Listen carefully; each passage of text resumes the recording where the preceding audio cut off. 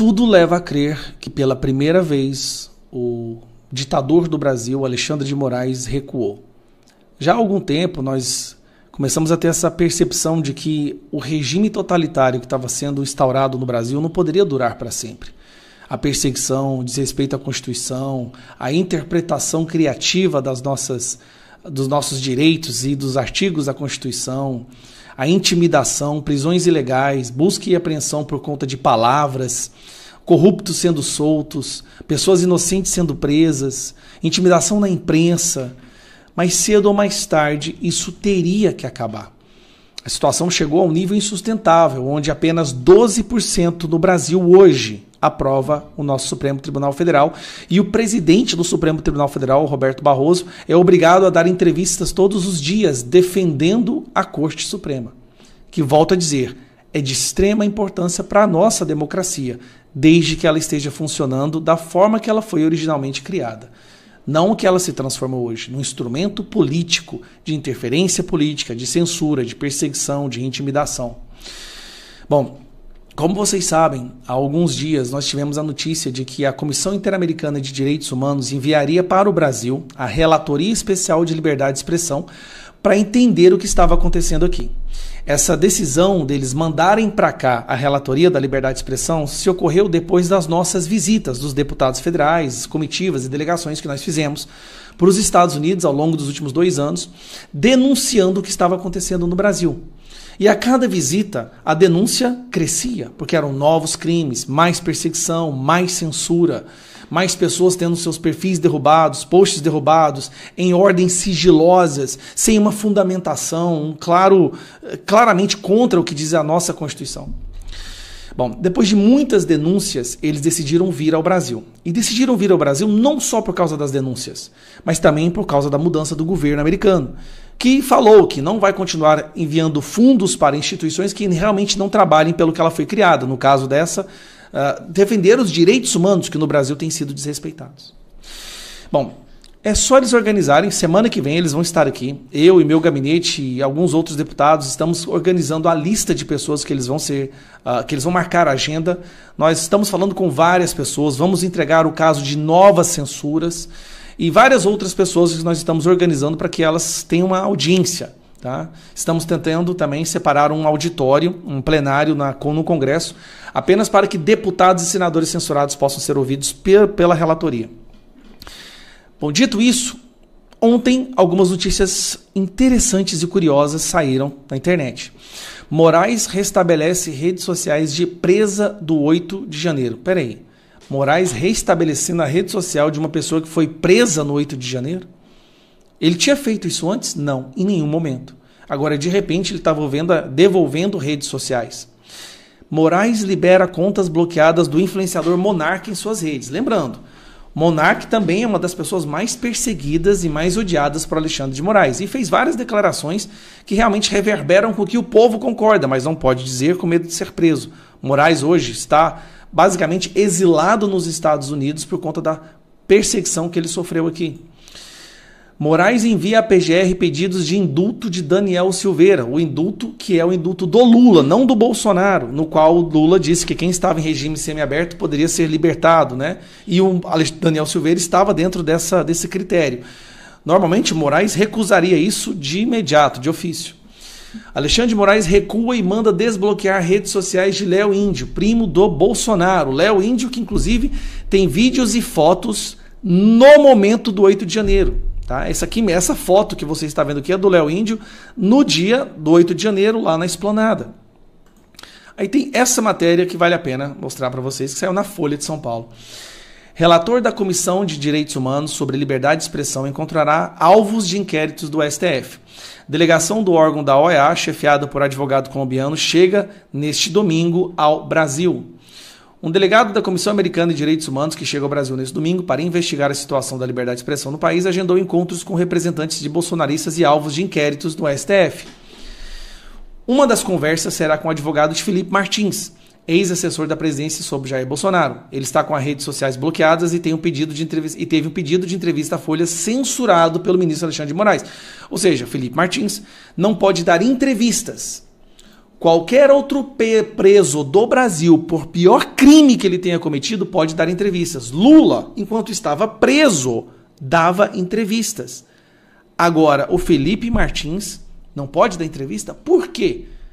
Lembrando que agora, nos Estados Unidos, eles estão investigando a fraude do documento que falava que ele havia entrado nos Estados Unidos, sendo que, a verdade, ele não entrou.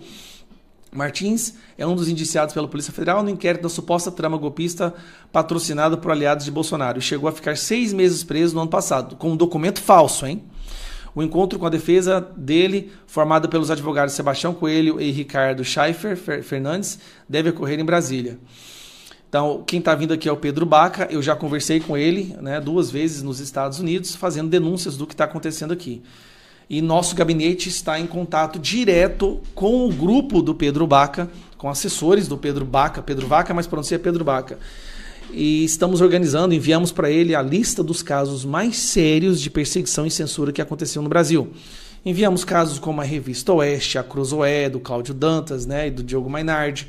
Enviamos os casos também dos hipócritas, de comediantes, de cantores que foram censurados, de pastores, líderes religiosos, deputados, senadores, de pessoas que tiveram suas redes bloqueadas através de decisões ilegais, sem fundamentação, das ordens sigilosas. Enviamos para eles também o caso do use sua criatividade para censurar a Revista Oeste e vários outros.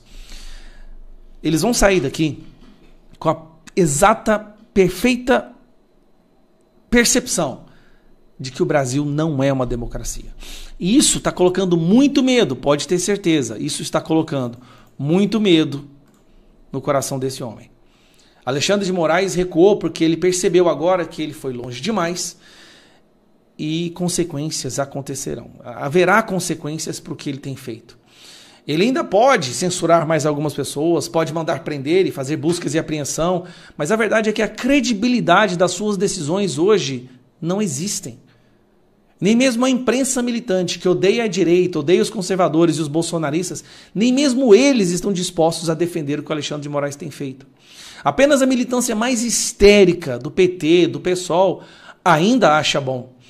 Porque aquela militância que tem o mínimo de bom senso percebeu que o que está sendo criado no Brasil é um regime de perseguição que pode depois virar a mira contra eles.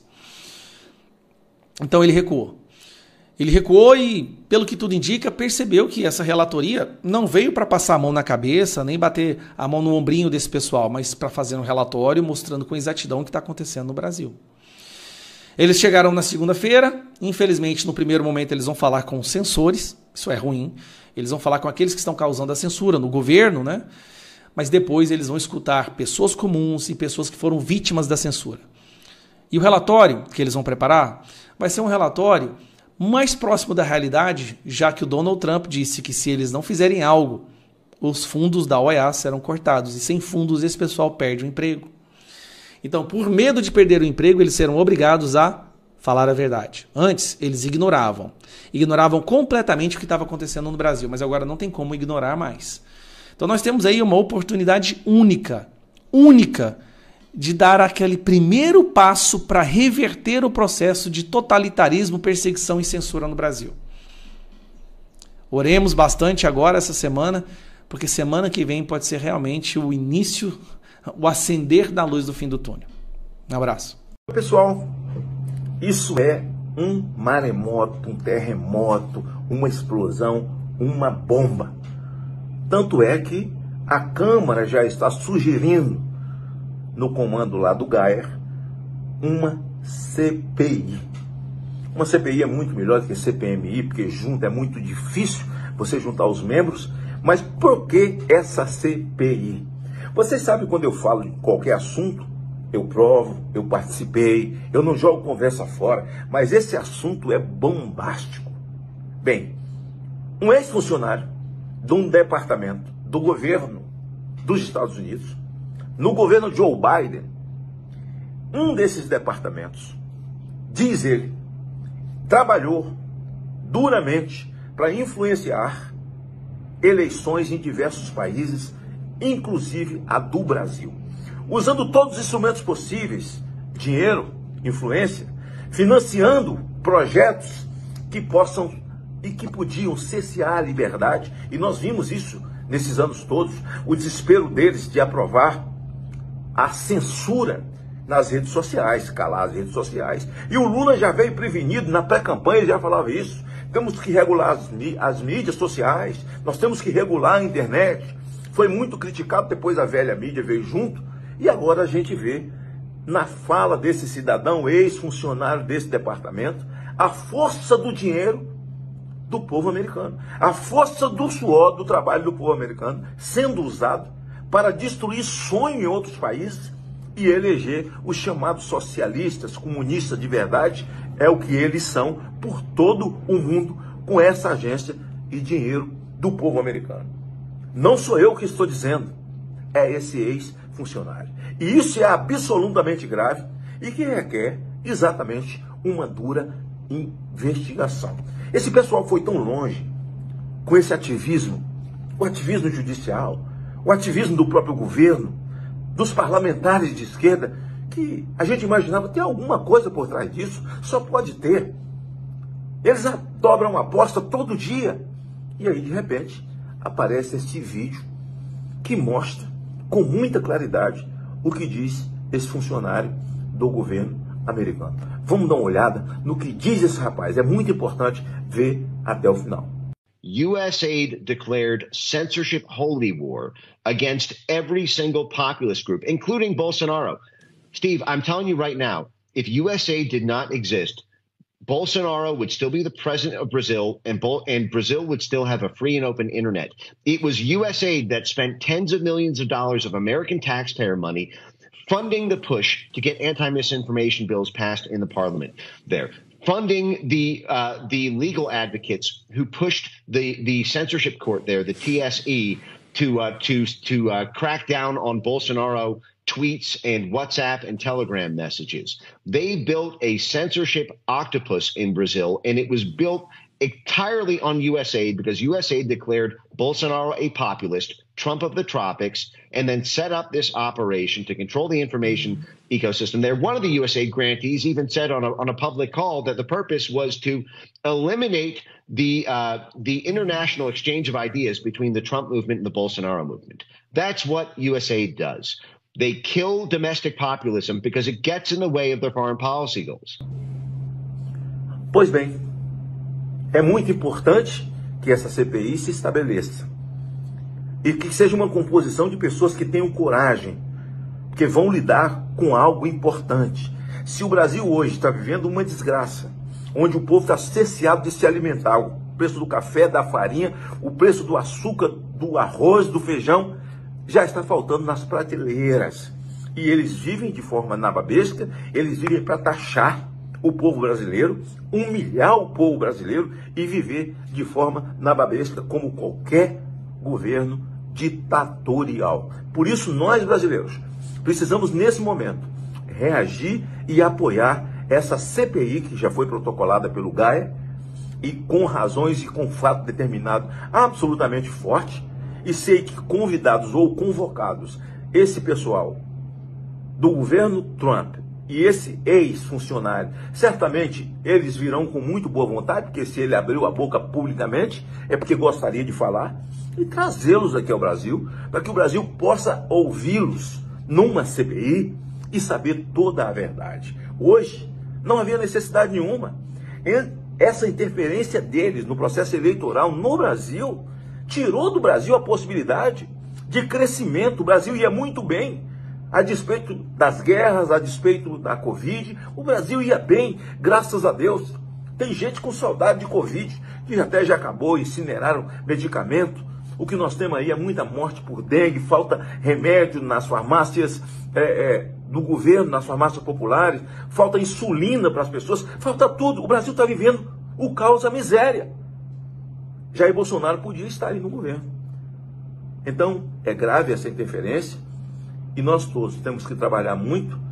E quero dizer, a CPI, que será na Câmara, espero em Deus que as assinaturas sejam colhidas rapidamente e que o Hugo Mota, que agora é o presidente, entenda isso também como grave, Hugo Mota. Grave para o Brasil, grave na nação. E que instale essa CPI de maneira a que as coisas fiquem esclarecidas e quem tem que pagar, vai pagar. Eu sei que o momento do resgate da justiça está se aproximando do Brasil. Eu acredito muito nisso, acredito em Deus e sei que nós não pagaremos esse preço por conta de um descalabro comunista que quer comandar o mundo, que quer ter um governo globalista, essa agenda 2030 da ONU, que certamente com o afastamento de Donald Trump, o corte de verba que ele está fazendo, dinheiro utilizado por ONGs de esquerda para poder dissipar o cristianismo de fato, porque esses que são os conservadores, de participação ou de dirigir a vida pública de brasileiros e de pessoas em outros países, onde eles interferiram de maneira irresponsável. Acho esse vídeo de um grande significado. Parabéns, Gaia, pela sua tomada, pela sua iniciativa de pedir essa CPI.